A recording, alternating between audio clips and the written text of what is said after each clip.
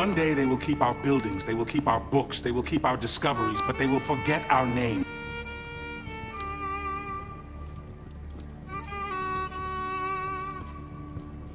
Nobody talks about this, and the ones who do usually get it wrong. There is a version of Arabian history that most people have never seen. Not because it was hidden exactly, but because the story got simplified over time, cleaned up, made to fit a certain image. And the image most people carry in their heads when they think of ancient Arabia looks nothing like what the evidence actually shows. So, here is a question. What if the Arabian Peninsula, one of the most important regions in all of human history, was not always what we imagine it to be? What if the people who built its earliest civilizations, who walked its trade routes, who sailed its seas, were far more connected to Africa than anyone tells you? What if ancient Arabia and ancient Africa were not two separate worlds at all, but one continuous human story? That is not a theory. That is just geography. Look at a map. Really look at it. The Red Sea is not some massive ocean. At its narrowest point, the strait called Bab el-Mandeb, Africa and Arabia are separated by less than 30 kilometers of water. 30 kilometers. On a clear day, you can see across. Ancient people did not need a reason to cross that water. They needed a boat and the wind, and they had both. This is where the story starts. Not in a library, not in a theory. It starts at the edge of the water, where two continents almost touch. The Red Sea was never a border. It was a road. For thousands of years, people moved back and forth across that water the way people today take a bus between two neighborhoods. Fishermen, traders, families, communities whole and broken up and remade on the other side. The Horn of Africa, which is modern-day Ethiopia, Eritrea, Djibouti, and Somalia, sits directly across from the southwestern tip of the Arabian Peninsula, which is modern-day Yemen. These two places share more than proximity. They share blood, language roots, ancient memory, and stone. When archaeologists dig in Yemen and dig in Ethiopia, they find the same pottery, the same burial styles, the same agricultural techniques, the same cattle bones, the same religious symbols carved into rock faces thousands of years apart from each other, but almost identical in form. This is not coincidence. This is contact. This is people living in relationship with each other across a narrow strip of water for so long that they started to build the same world on both sides. The ancient kingdom of Aksum in northern Ethiopia was not a distant neighbor to Arabia. It was, for a period of history, the same political and cultural world. Aksumite traders crossed the Red Sea regularly. Aksumite rulers collected tribute from communities on the Arabian coast. The architecture of ancient Yemen, the stone towers and mountain temples, shares design language with structures built in the Ethiopian highlands. Some historians spend their careers arguing about which came first, and the honest answer is that the question might not even make sense. These were not separate civilizations trading occasionally. They were one extended civilization living on two coasts. The Sabian kingdom is a good example of exactly this. Saba is where the Queen of Sheba comes from. That story is in the Bible, the Quran, and Ethiopian oral tradition. But Saba, as a political reality, existed in both Yemen and the Horn of Africa at the same time. Sabaean inscriptions, written in the Old South Arabian script, have been found in Ethiopia. Sabaean temples have been excavated in the Ethiopian highlands. The language ancient Ethiopians eventually developed, Ge'ez, carries heavy influence from the Old South Arabian tongues. You cannot explain any of that without constant human movement across the Red Sea over very long stretches of time. Now, here is where people get uncomfortable, because when we talk about the people of the Horn of Africa in ancient times, we are talking about people who looked unmistakably African, dark skin, African features. And when we talk about the people of ancient Yemen and the southern Arabian coast in those same ancient times, we are talking about a population that was not separate from them, not racially distinct, not a different people who happened to trade. We are talking about communities that were interbred, mixed, overlapping, shared. The ancient world did not think about race the way the modern world does. That framework came later, built to justify specific political arrangements that needed biology to back them up. In the ancient world, what mattered was your tribe, your language, your god, your trade relationships. The Kushite and Semitic language families both trace back to Northeast Africa. The word Kush itself, which appears throughout the Bible and ancient records, refers to a region that stretched from what is now Sudan down into the Horn of Africa. And Kush had direct relationships with Arabia that were not incidental, but structural. Kushitic communities traded with Arabian communities. Kushitic labor, knowledge, and culture crossed the Red Sea. In some ancient texts, the distinction between a Kushite and a South Arabian is not always clear, not because the scribes were careless, but because the reality on the ground was genuinely blurred. These were neighboring people who intermarried, traveled, worked, and built together. The trade routes make this concrete. Incense was the oil of the ancient world. Frankincense and myrrh from southern Arabia and the Horn of Africa were worth extraordinary amounts in Egypt, Mesopotamia, Rome, and Greece. The route those goods traveled is called the Incense Road, and it ran through Yemen, up through the Hejaz region of western Arabia, and across the Sinai into the Mediterranean world. The people who controlled that route were fabulously wealthy. The kingdoms of Hadramaut, Sheba, Qataban, and Maine grew rich on it. Their cities had running water, multi-story buildings, irrigation systems that turned desert into farmland. But the incense itself came from two places, the southern coast of Arabia and the forests of the Horn of Africa, which means that from the very beginning, this trade was a joint enterprise. African gatherers and Arabian merchants, African forests and Arabian ports, African sailors and Arabian navigators. The prosperity of ancient South Arabia was built on a partnership with the African continent, not a transaction with it. There is a difference. Look at who controlled the sea. The ancient sailors of this region were overwhelmingly from communities that straddle what we now call the African-Arabian divide. The people of coastal Yemen, coastal Oman, the Hadrami diaspora that would eventually spread across the whole Indian Ocean world, these were not pale-skinned people in the popular imagination of ancient history. They were dark-skinned seafarers, people of the sea who looked recognizably African to anyone from a distant land who encountered them. The Romans had a name for the whole region around the Red Sea and the Horn of Africa. They called it the land of the Ethiopians, using Ethiopia in the Old Greek sense, which meant the land of the burnt-faced people.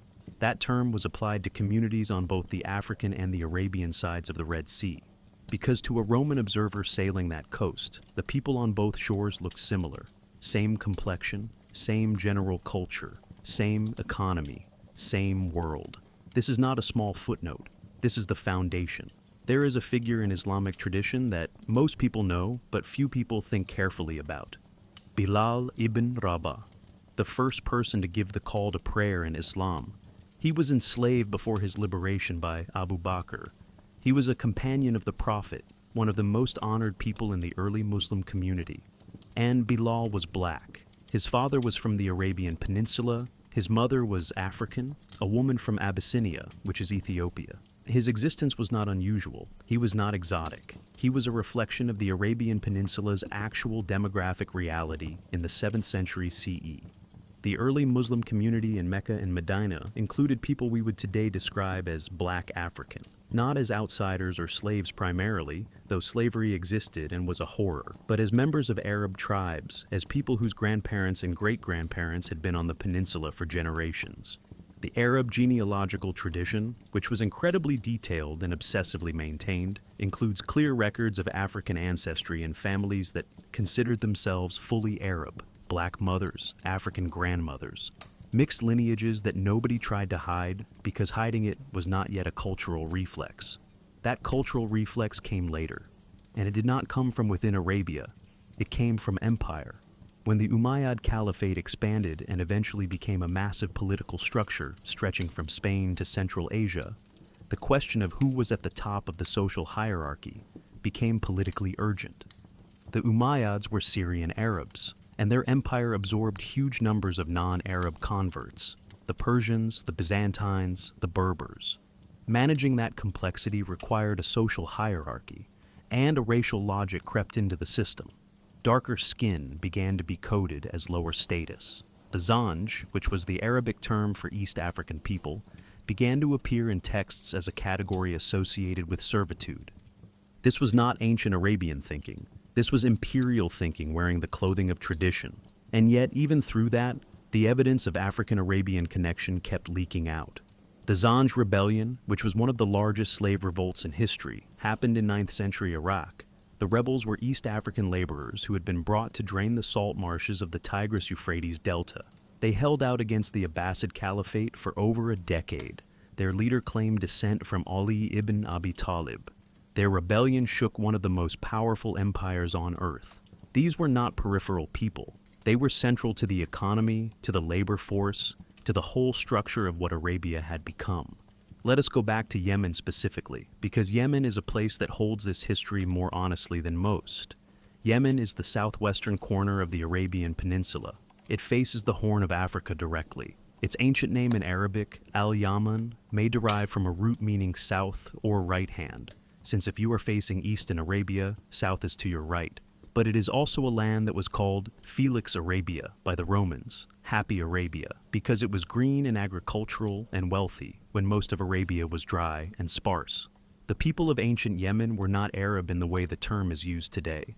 They spoke Old South Arabian languages that were related to but distinct from Arabic. They wrote in scripts that looked different from Arabic script. Their culture, their religion, their social structures, all of it reflects deep entanglement with the Horn of Africa. The ancient Yemeni deity Al-Makka, whose temples have been found in both Yemen and Ethiopia, was a moon god worshipped on both sides of the Red Sea. The same god, the same prayers, two shores, one faith. Modern Yemeni people, despite centuries of movement and mixture, still carry significant East African genetic markers. Studies of Yemeni genetics consistently show ancestry links to populations from Ethiopia and Somalia. This is not ancient history that faded. It is present in the bodies of living people. There are also communities in Yemen today that are called the Akdam, a marginalized group who are visibly of African descent and who face discrimination in Yemeni society.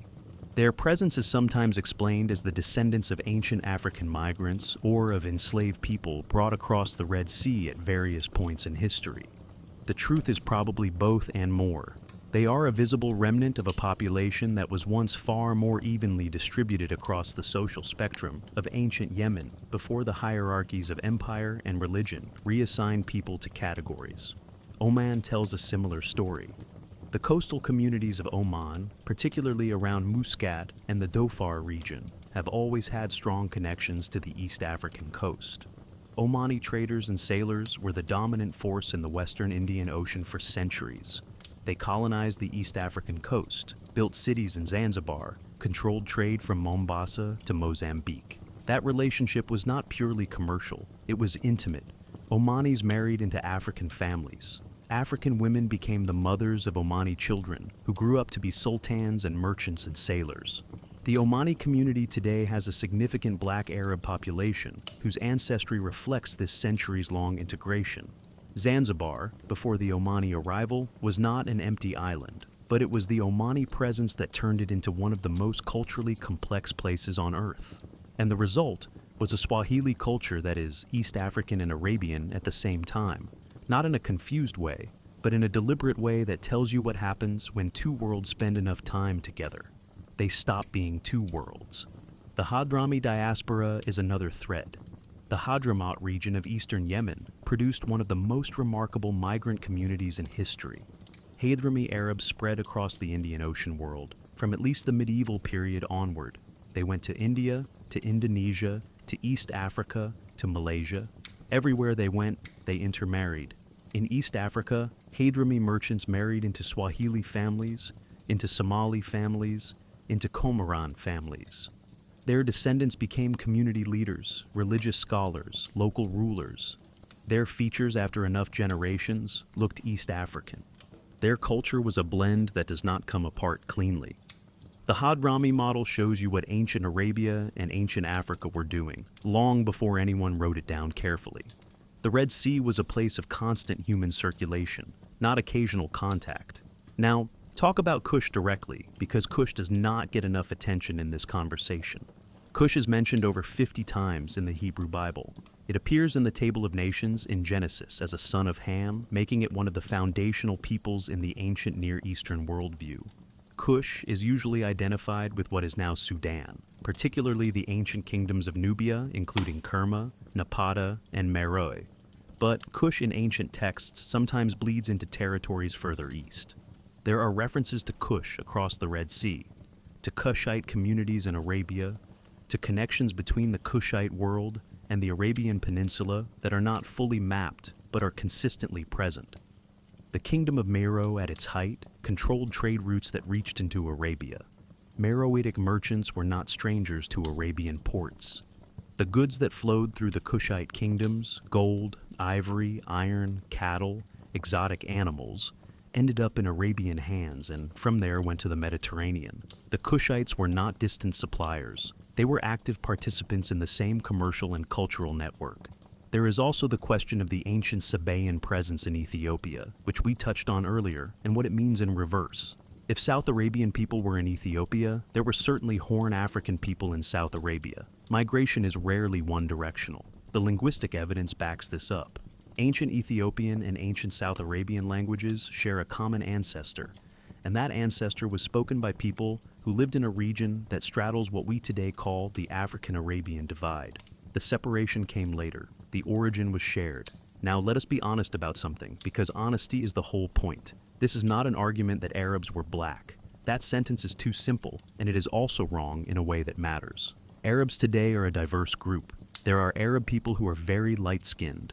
There are Arab people who are very dark-skinned. There are Arab people who look Mediterranean, Levantine, Mesopotamian, Central Asian, North African, Sub-Saharan African. That diversity is not an accident, and it is not recent. It has been the reality of Arab-speaking populations since before the term Arab even meant what it means now. The argument here is different. The argument is that ancient Arabia was African-connected in ways that are fundamental, not incidental. That the early populations of the Arabian Peninsula, particularly the South and West, shared deep genetic, linguistic, cultural, and economic ties with the peoples of the Horn of Africa and Northeast Africa. That the Red Sea was a corridor of human movement, not a barrier. That the African contribution to Arabian civilization was not peripheral, but structural. And that contribution got erased, not completely, not everywhere, but systematically enough that most people today, including many Arab people, have no real sense of it. The erasure happened through multiple mechanisms. Imperial hierarchies that devalued African ancestry.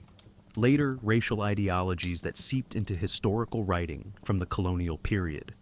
A tendency in modern nationalist historiography to draw clean lines around peoples and cultures that were historically messy and overlapping. A preference for origin stories that feel singular and pure rather than plural and mixed. But the evidence does not cooperate with the clean story. The genetics does not cooperate. The archaeology does not cooperate. The ancient texts do not cooperate. The very faces of people in Yemen, in Oman, in the communities of the Arabian coastal plains do not cooperate. There are scholars who have spent decades on this. Edward Ullendorf, who studied the relationship between Ethiopia and South Arabia extensively, wrote that the connections between the two regions were so deep and so early that trying to assign priority to say which influenced which fundamentally misses the point. They were one world that later became two. The separation is the historical event, not the connection. Jacqueline Pirenne, who worked on ancient Arabian inscriptions, noticed that the oldest identifiable civilizational activity in South Arabia showed consistent cross-Red Sea cultural exchange. Not influence flowing in one direction, but exchange, two active parties. More recent genetic work, including studies published in journals dealing with human population genetics, has repeatedly shown that Yemeni and other South Arabian populations carry African genetic lineages that predate the Islamic period by thousands of years. This is not the signature of the slave trade. This is the signature of ancient population mixing that goes back to a time before recorded history.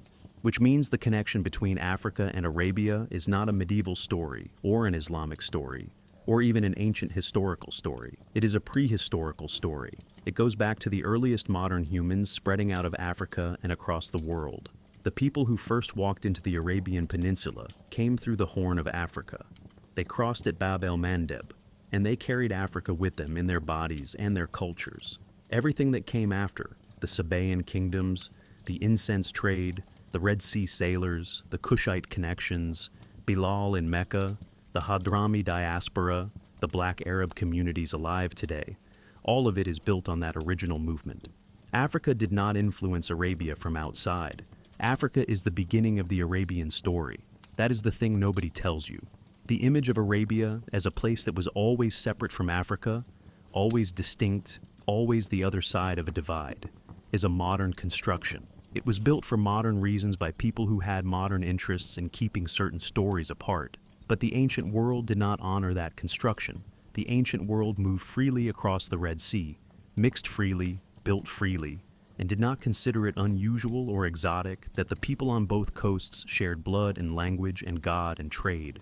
The black Arabs who exist today in Yemen, in Saudi Arabia, in Oman, in Kuwait, in Bahrain, in the whole Gulf region are not anomalies. They are not explained entirely by the slave trade, though the slave trade brought millions of Africans into Arabian communities, and that history deserves its own honest reckoning. Many black Arab families carry a pre-Islamic, pre-trade route African ancestry that connects them directly to the ancient world described here. Their presence is continuous, not imported. When you see a Yemeni man who looks like he could be from Ethiopia, when you see a Zanzibari Arab who sounds Swahili but claims ancestry from Hadramaut, when you see old photographs of Red Sea port communities and cannot immediately tell which side of the water you are looking at, you are seeing the surface of something very deep. You are seeing what the world looked like before the lines were drawn. The Red Sea is a road.